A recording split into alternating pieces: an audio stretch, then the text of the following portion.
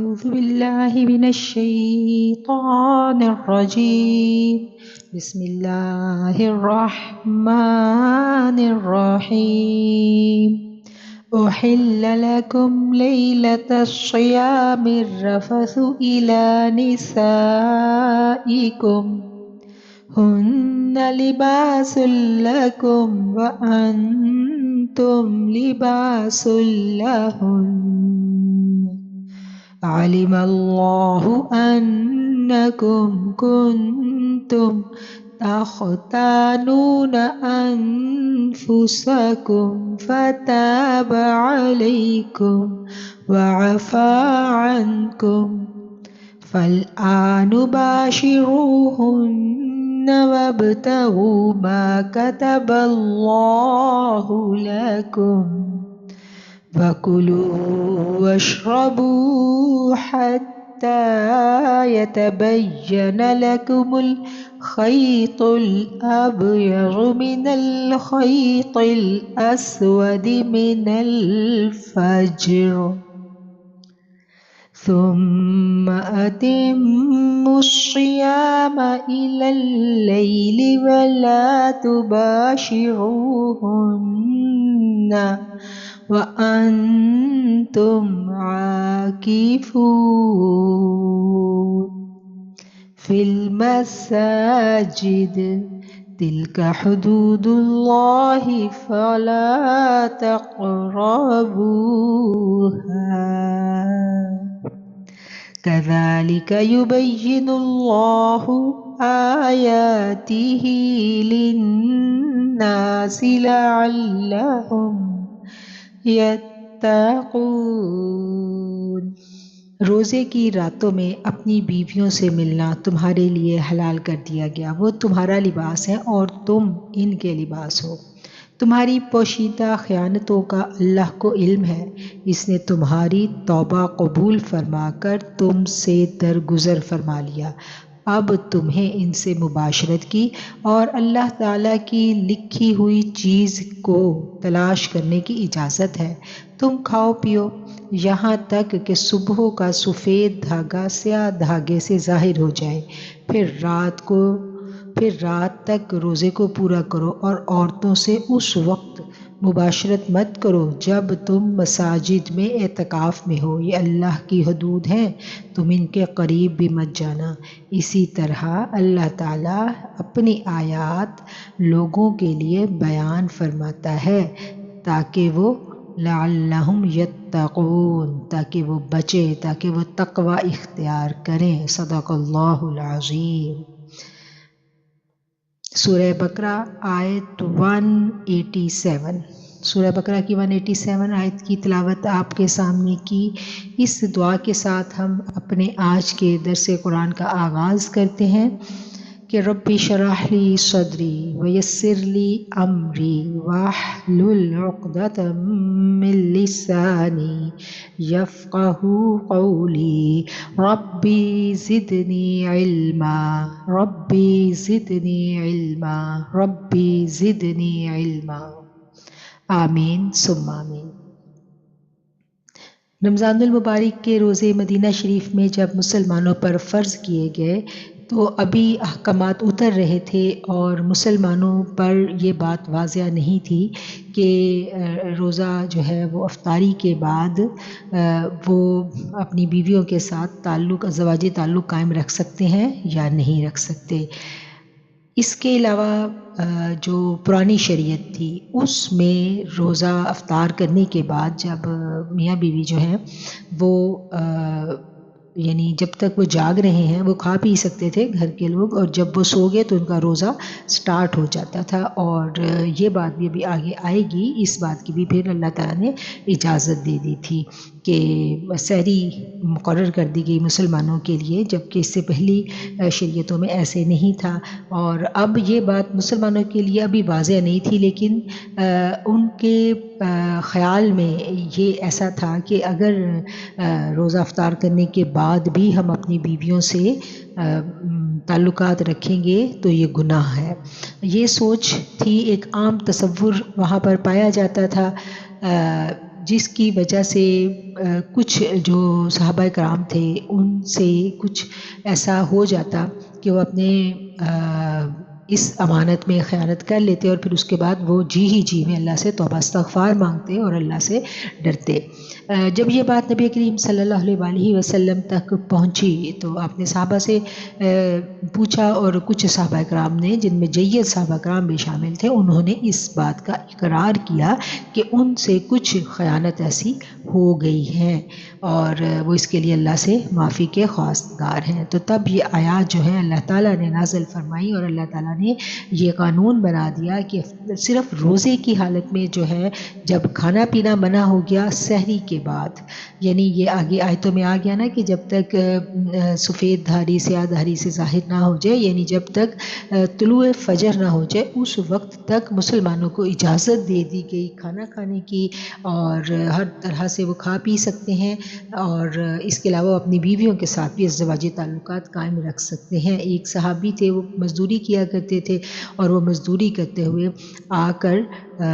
اسی طرح تھکے ہارے جب گھر آئے تو بھی کھانا تیار نہیں تھا، گھر میں کھانے کو کچھ نہیں تھا، بیوی ہمسایوں سے کچھ مانگنے گئی،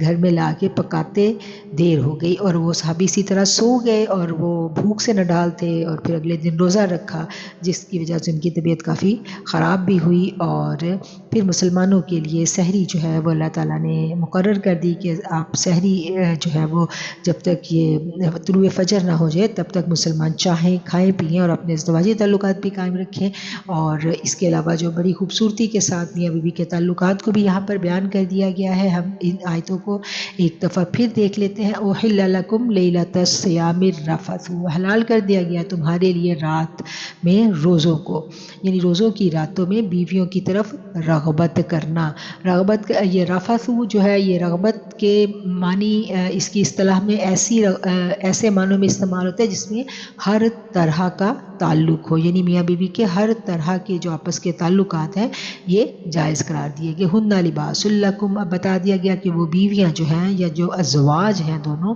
وہ ایک دوسرے کے لیے لباس کی مانند ہے۔ ایک لباس کا کیا کام ہوتا ہے؟ لباس کا کام جو ہے وہ صرف جسم کو ڈھانپنا نہیں ہوتا، اس کے علاوہ وہ جسم کو پروٹیکشن بھی دیتا ہے، وہ جسم کو سردی گرمی کے اثرات سے بھی بچاتا ہے۔ دیکھیں سردیوں میں لباس کتنا ہمیں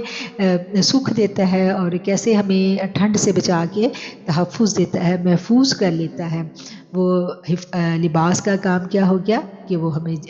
تحفظ بھی دیتا ہے، ہماری باڈی کی حفاظت بھی کرتا ہے، ہمیں سردی گرمی کے اثرات سے بچاتا ہے، اور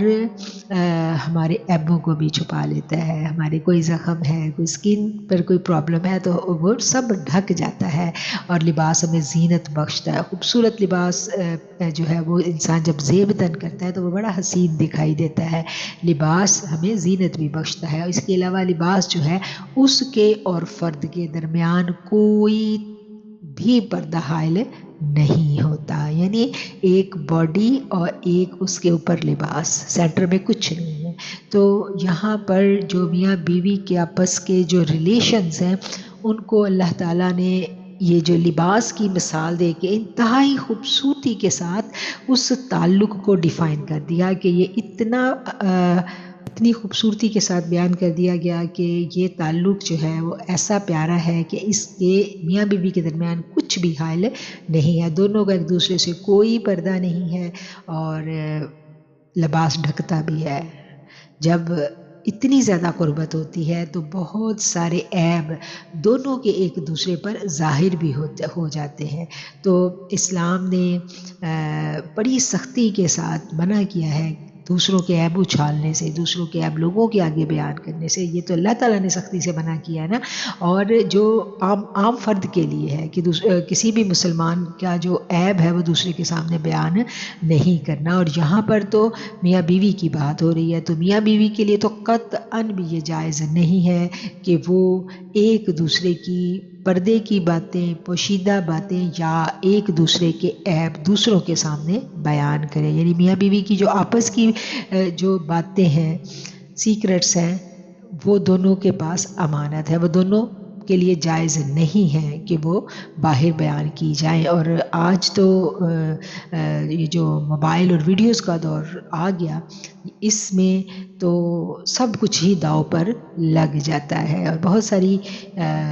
بچیاں جو ہیں وہ نا سمجھی میں ان سے غلطیاں ہو جاتی ہیں، اور پھر ان کے شوہر جو بیوقوفیاں کرتے ہیں اس کے بعد ان کی جو اگلی زندگیوں میں بے حد مسائل جو ہیں وہ پیدا ہونا شروع ہو جاتے ہیں. اس لیے اس بات کو ہم نے سمجھنا ہے کہ اللہ کے جو قائم کردہ حدود ہیں ان کی پاسداری جب تک ہم نہیں کریں گے تب تک ہماری زندگیوں میں قرار اور سکون نہیں آ سکتا. زندگیوں میں اگر ہم سکون چاہتے ہیں تو جو اللہ نے حدیں مقرر کر دی ہمیں اس کو لازماً فالو کرنا ہے. اور اس کے فالو کرنے میں میاں بیوی کے لیے کیا ہے کہ جو ان کی پردے کی باتیں ہیں ان کو پردے میں ہی رہنے دیا جائے، ان کو بیان کرنا، کھلے عام بیان کرنا، اور ان کی پکچرز کھینچنا اور پھر اپنی محبتوں کی داستانیں جو ہے وہ سٹیٹس پر لگانا، اس سے کیا ہوتا ہے، اس سے زندگیوں میں خوشیاں نہیں آتی بلکہ ایسی حرکتوں سے اللہ کے حکم ٹوٹتے ہیں اور زندگی سے خوشیاں نکل جاتی ہیں، رخصت ہو جاتی ہیں. گھروں میں پھر ناچاکی، بد امنی، لڑائی جھگڑے اور بے برکتی شروع ہو جاتی ہے. جو میاں بیوی کی جو محبت ہے، جو نکاح کے بول کے صدقے اللہ تعالیٰ زوجین کے درمیان جو ہے وہ تحفتاً ملتی ہے دونوں کو، تو اس میں برکت اور اس میں جو خوشیاں ہیں وہ صرف اور صرف اسی وقت ہم صحیح طور پر اویل کر سکتے ہیں جب ہم اللہ کے احکامات کو فالو کریں. اور اللہ کے احکامات کو فالو کرنا کیا ہے کہ اپنی خوشیاں جو ہیں وہ ہم نے اپنے تک رکھنی ہے. کوئی دوسرا دیکھ کے آپ کو خوش نہیں ہو رہا ہوتا، وہ بلکہ کیا ہے کہ اگر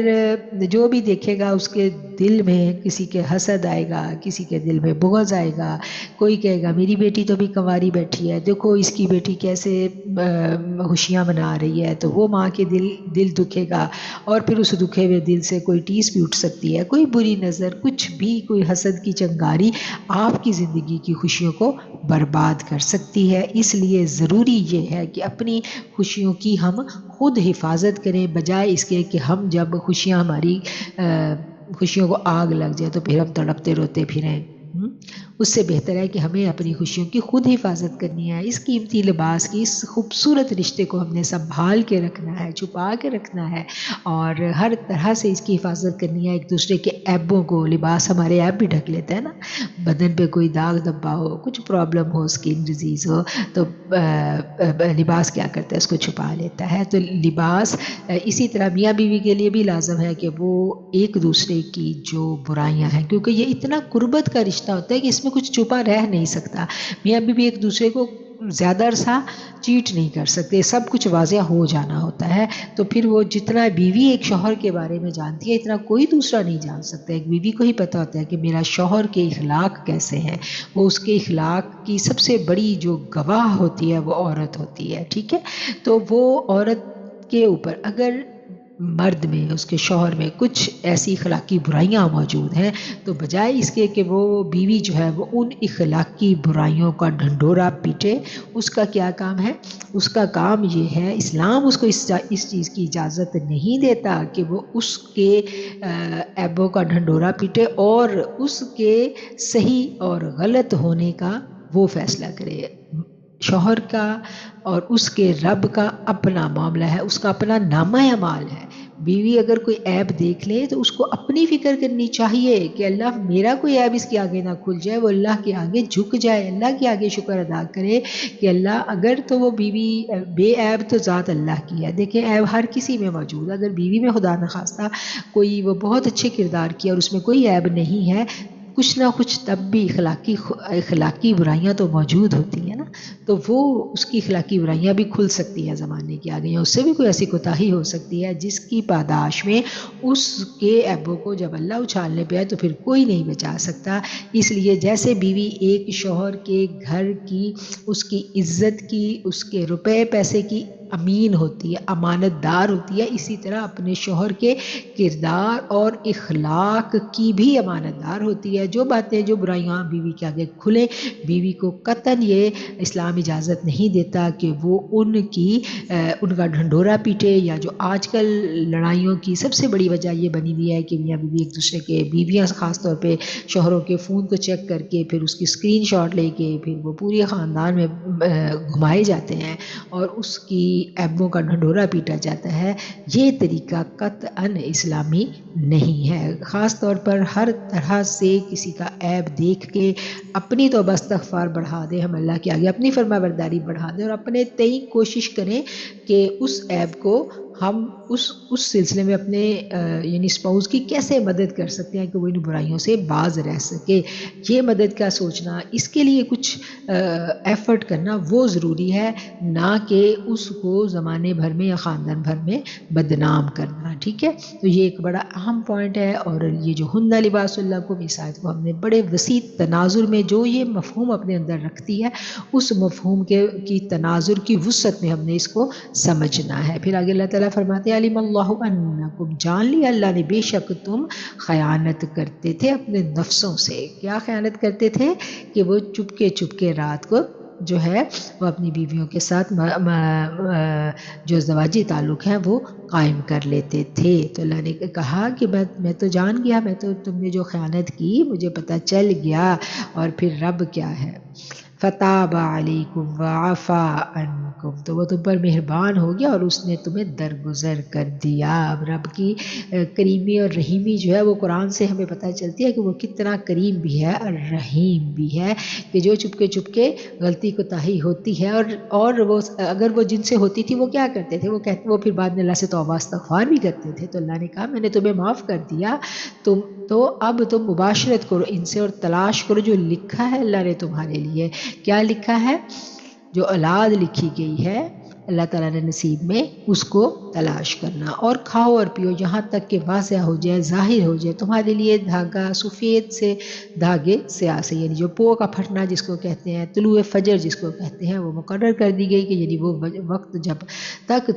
نہ ہو تب تک تم تعلقات قائم رکھ سکتے ہو اور کھا پی بھی سکتے ہو، پھر تم پورا کرو اپنے روزے کو یہاں تک کہ رات الی اللیل، یعنی غروب آفتاب تک، پھر جب روزہ رکھ لیا تو پھر اس کو مکمل کرنا ہے۔ اچھا، پھر اگلے آیت کے حصے میں یہ بتا دیا گیا کہ یہ رخصت ان لوگوں کے لیے ہے کہ جو مساجد میں اعتکاف میں نہیں بیٹھے۔ جو مساجد کے اعتکاف میں بیٹھے ہیں وہ اپنا اعتکاف توڑ کے اپنی بیویوں سے تعلقات قائم نہیں رکھ سکتے، ان کو اس چیز کی اجازت نہیں ہے۔ پھر آگے اللہ فرماتے ہیں کہ یہ اللہ کی حدیں ہیں،